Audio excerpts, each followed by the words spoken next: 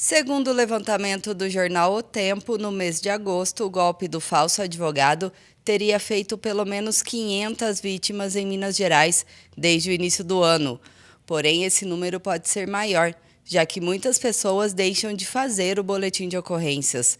Em Andradas, advogados já registraram casos de golpes com seus clientes. Tem pegado e acessado os processos dos advogados, E de lá eles extraem os dados verdadeiros do processo e, se passando pelo escritório, entram em contato com os nossos clientes, pedindo o pagamento de taxas para a liberação de eventuais valores depositados em juízo ou procedência da ação.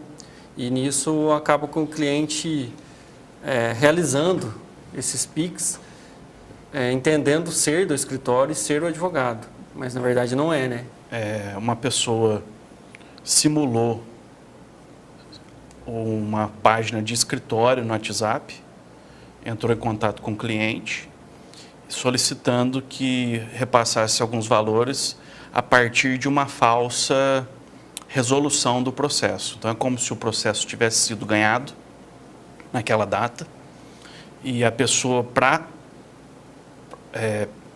se passa por nós, pelos advogados, falando para o cliente. Então, ele abusa da relação de confiança que existe entre o cliente e o advogado. E aí pede para a pessoa, para a vítima, estar passando algum dinheiro por Pix para acessar aquele dinheiro que adviria do ganho da causa.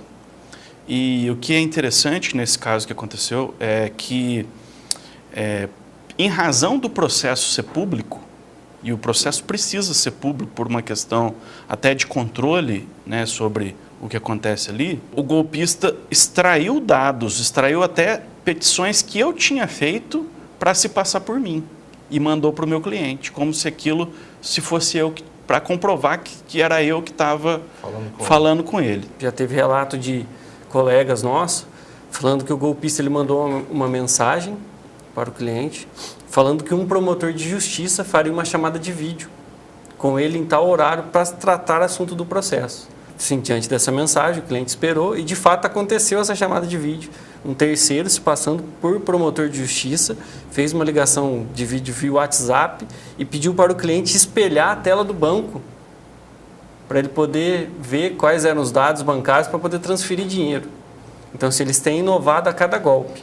A Polícia Civil enviou para a imprensa o alerta sobre cuidados que todos devemos ter neste período. A orientação é desconfiar sempre de contatos fora dos canais habituais, pedidos de pagamento em contas de terceiros e mensagens com linguagens que não condiz com a prática profissional. Então é importante que o cliente tenha ciência que o promotor de justiça não faz esse tipo de ligação. Ele jamais vai fazer isso. Entendeu? O advogado jamais vai pedir espelhamento de conta bancária.